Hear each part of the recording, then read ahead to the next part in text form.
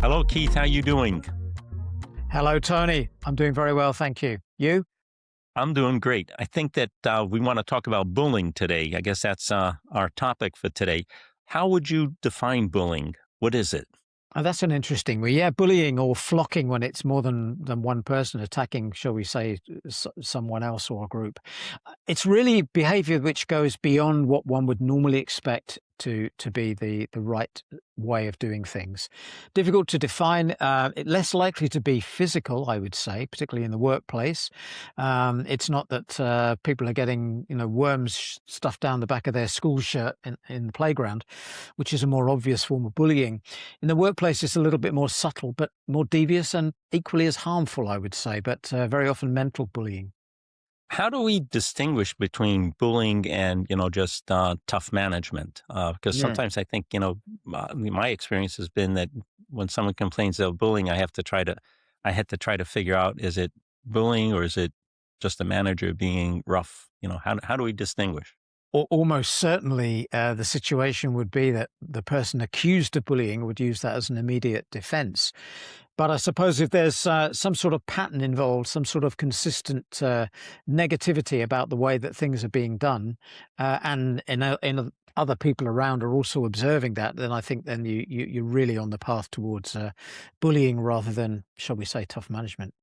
Yes, I guess also you'd be looking for humiliation in meetings or Yep. someone being constantly criticized. And my experience has been one of them has been that even when a person has a good idea, then if that person's being bullied, their ideas become ridiculed. I mean, it's like it's anything they say is negative or not perceived positively. What do we do in a situation like that? Well, it's an insidious thing. You've got to grab it quickly. And let me just start off by saying that in human resources, you're already got a slight problem because, as we know, human resources is a management function, and very often people are worried that when they come to human resources expecting a sympathetic ear and some action to be taken, that what they're actually doing is revealing something which can ultimately cause them some damage. So nonetheless, HR has a definite role to play. It should be non-judgmental at the start, but it should be taking some action very quickly to discover exactly what is going on. So So you would recommend exploratory action first to find out what the real facts are, because I guess exactly. everything starts from there. Yeah, It as does. a I mean, a classic jumping to conclusion is often the very worst thing you can do. And a typical sort of, well, let's just bang your heads together and can't you two sort it out and get on with things, again, is equally as bad. There needs to be a proper bit of research done and a proper understanding of the real situation. yeah. I think you'd be looking for one of the things we'd be looking for probably is like professional sabotage. Like withholding information from the person or um, putting the person in a very difficult situation. Like one thing that I've noticed is if a supervisor wants to create a problem for an employee, it's to create impossible deadlines. So, you create those deadlines or you keep the person out of important meetings. So I think there would be a pattern of things that you would be looking for, or even changing expectations on the person all the time. I'm trying to think of, the experiences that I've gone through of when I saw that bullying was taking place. And by the way, we didn't always use that terminology. It was like, at some point you had to come up and say, okay, what is it that's really happening? And I think that when you think of kids in school, Yeah. when a child is isolated or is being mistreated, Well, you do, what's your and yeah, I'd say that the experience that I've had is certainly, like I say, it's not the same as the playground. Although my philosophy is that sadly, busy offices actually contain all the same kids that were in the playground at your school. So that does include the bullies, it includes the sports kids, it includes the funny ones, it includes the kids that play chess during lunchtime. They're just older and wearing longer trousers often, certainly the boys. Um, but no, but in seriousness, bullying is extremely damaging in an yeah. organization. The more it continues, the more affected the individual or individuals are becoming to that bullying. Obviously, productivity goes down, morale goes down, welfare goes down. Everything is bad. and there are health implications too. So it's something to be treated very, very seriously, but it's something that has to be handled very cautiously. I think what you said about senior managers saying, "Well, I'm just being a good manager and making sure that I get things done," is clearly the sort of response you'd expect, but difficult to know really whether that's the case or not. I've been concerned about bullying, not so much at the highest level. I've been concerned that, at the team level, when Mm. you look at sections or branches, divisions, and I noticed that sometimes the bullying takes place at the lowest level, and it takes time to find out because there's also sort of everyone's quiet about it. No one wants to talk about it, and then you find out only when a problem explodes. So there might be a foreman that is bullying one of the people in his team, and it becomes very difficult. So, and sometimes the people who the bullies are high performers. So you just don't you don't associate a misbehavior to a high performer. The person's doing very well, and he's bringing forward the team, but he's doing it at the expense of someone being humiliated or left back. Absolutely. So And certainly to make the point is he or she, dealing as you and I have, I mean, it's not a purely a male attribute to bully others. Many, many, many examples, sadly, of women as well who get involved in this. Um, so let's just say that employees can be bullied by other employees, and also that it can work the other way around. You can have rarer, perhaps, but you can have. I've seen it. I know of it, where those who were working for somebody senior have actually been extremely nasty to that person above them and made their life very difficult. So it can work the other way around, which is why, as I say, when HR gets involved, it's you're not going in as a policeman, you're going in as simply a non-judgmental fact finder at the yeah. start. You need to interview a few people, you need to talk to them in absolute confidence, and you need to try and get a picture. I guess you would say that also it's no good just taking one view or two views. You need a bit of triangulation. You need other views as well. Yeah, I remember that one of my problems when I'm thinking back of dealing with the situation, that it was difficult to have witnesses. It Mm. was difficult. There were conflicting stories. Then some of the managers who were accused happened to be very liked, or were high performing, and there was also fear of retaliation. I remember an Yes. incident where there was serious bullying, and I was able to get the inspector from a senior headquarters to come down, and only because of my good reputation, I was okay because no one said anything. So when the inspector came in to look at a situation, everything was fine. So the organization made an investment in sending someone, they spent money, and here I was by myself at this point that I had raised the situation and everyone was saying everything was fine. So I think that fear of retaliation is a serious one, and I absolutely think you're right there, and it's like the whistleblower. The person that's actually spilling the beans can end up being at the wrong end of the stick. yeah. So HR has to handle it, but again, the facts have to be known, and there are people that are life's consummate victims who will lay it on a bit thick. They've been asked to produce something by Friday, and they really ought to have that within their capabilities, but they say that's not reasonable and that's bullying. So again, having that judgment is very important for HR people. What Um, would you recommend to our younger HR managers, to people who are just starting in the field? What should they be on the lookout for, and how should they manage it? Because it's also difficult for an HR person to get involved when we're kind of told sometimes, mind your business. And you're saying, well, yeah. this is our business, but I'm managing my team and I don't need interference from you. What would you tell our younger colleagues? Well, I would say that the first thing is not to fall into an easy trap, that the first person that talks to you and relays the story is the person telling the absolute truth of the situation. So the first point is that you do need to be objective and you need to be non-judgmental at the start. However, very closely behind that, you need to take some action. Because if it is serious bullying and someone has had the fortitude to come and talk to you about it, you do need to be doing something. So early intervention, non-judgmental, finding the facts. Those are the important things. The other element to this, which I don't think anyone should ever forget, is that almost certainly, depending on your organization, but almost certainly your organization has some policies.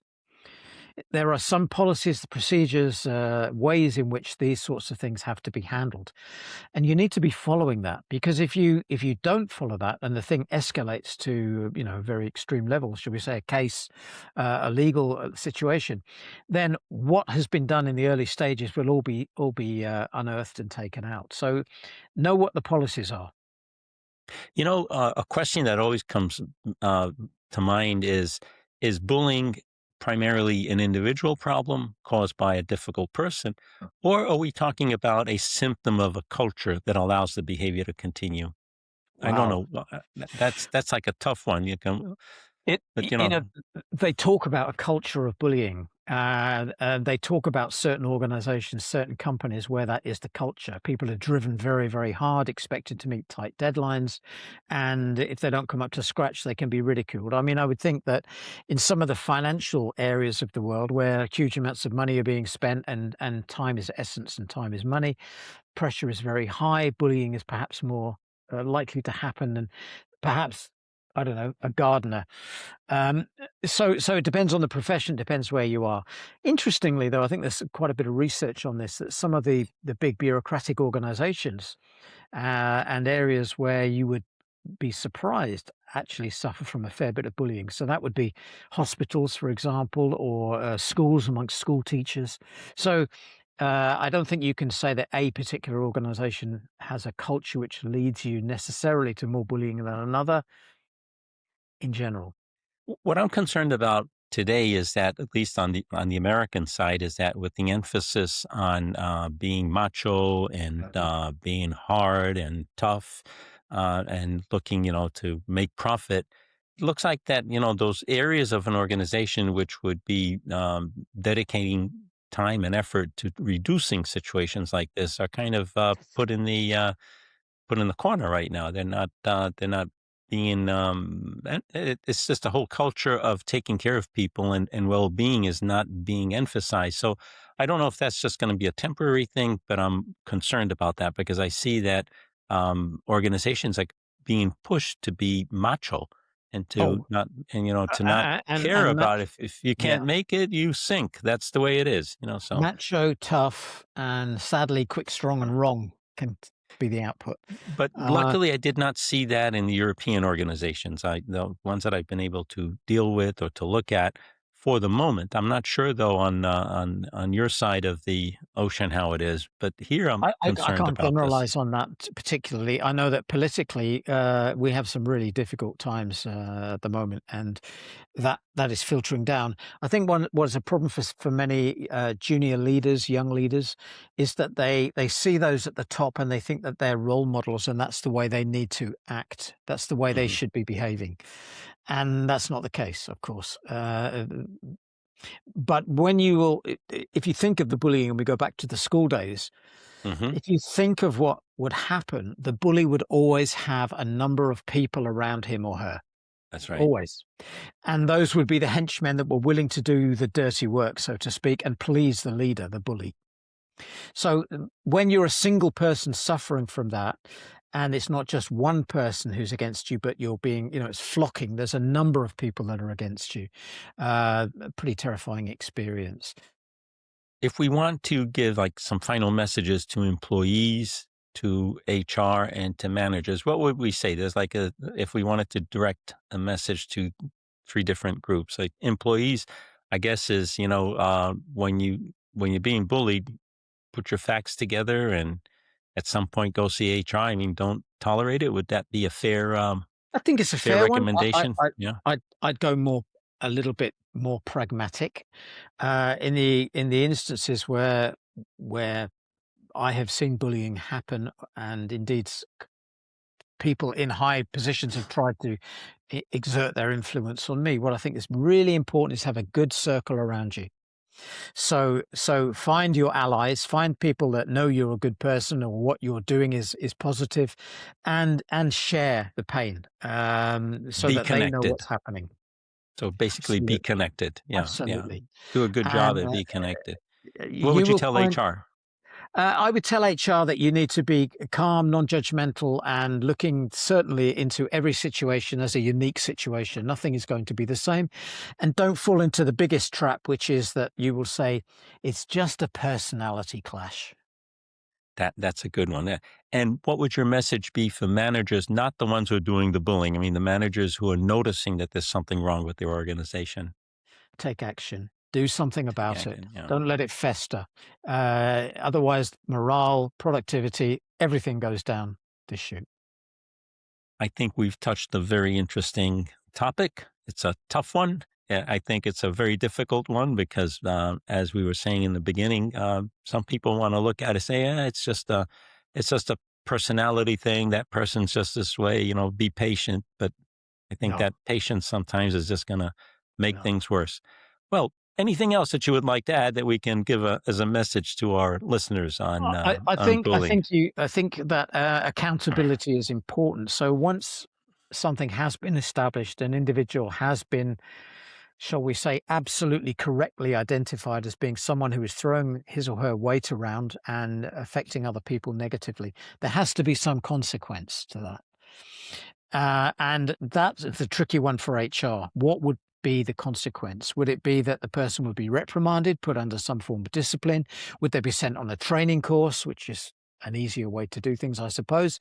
But you have to have some consequence to identifying that bullying is going on so that it doesn't continue. Those are wise words. I think we can close our episode on bullying with these recommendations. I think we can. I don't know if Can't there's beat anything me. else that we can add on bullying because I think it's a topic we could go on for. I mean, I have That's dozens of examples, but I don't think we want to go into absolutely all the not. No, different types. But I think the message is clear. You can't just let it sit no, there because if it just definitely not. sits there, it's not going to get any better. It's going to get It's not. worse. And I It's not. agree with you that HR has to be prudent and get the information, get the facts, understand, and then also the solutions. Sometimes the training might be it's a nice solution because you don't have to punish anyone right away. You don't have to terminate anyone. You try to find a solution. But I think in general, if you can recover someone who is causing the bullying, if that Mm. person can then understand what they're really doing, great. If not, then Has maybe to be action. there has to be action in that case. Thank you so much, Keith. We'll Take care. get together for a new episode. Bye bye We then. will. Thanks a lot, Tony. Take care. Bye. Bye bye bye bye bye.